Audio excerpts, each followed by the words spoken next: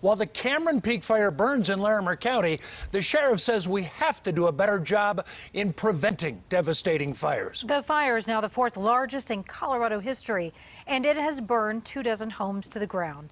CBS 4's Dillon Thomas joins us live tonight in Larimer County. And Dillon, the sheriff says that this fire blew up because we aren't doing our part by balancing suppression with mitigation. Jim, Karen, fires thrive off of three different things. That's oxygen, heat, and also fuel. Here in Larimer County, Sheriff Smith, who works right behind me, is also serving as the fire warden. While it may be impossible to control the weather in the mountains and also the oxygen levels, he says we must and we can do better at controlling the level of fuels.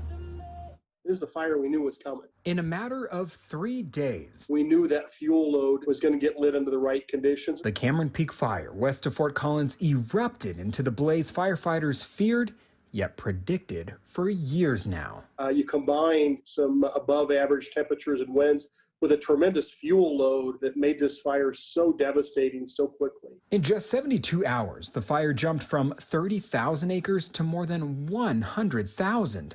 While winds contributed. The beetle kill has left behind tremendous fuels up there in the way of dead trees. Sheriff Justin Smith, who also serves as Larimer County's fire warden, says this fire should teach us a lesson. We must equally prioritize fire suppression with mitigation. To prevent them in the future is really going to require a longer-term approach. Smith says we must consider thinning the woods of old trees, creating what he calls a mosaic forest with trees of different ages and species.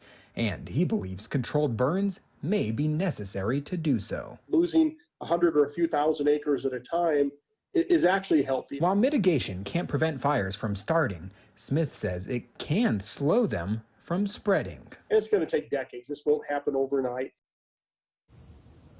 Now, Sheriff Smith says they actually have a small team that they call the Fuels Mitigation Crew, which is actually working to clear the forest of those fuels, which he was talking about, but they don't have the assistance that they actually need. He says he doesn't agree with some narratives out there right now to defund both suppression and firefighting efforts in return for mitigation. He says we must find a way for them to equally coexist. Live in Larimer County, Dillon Thomas covering Colorado First. All right, Dillon, thank you.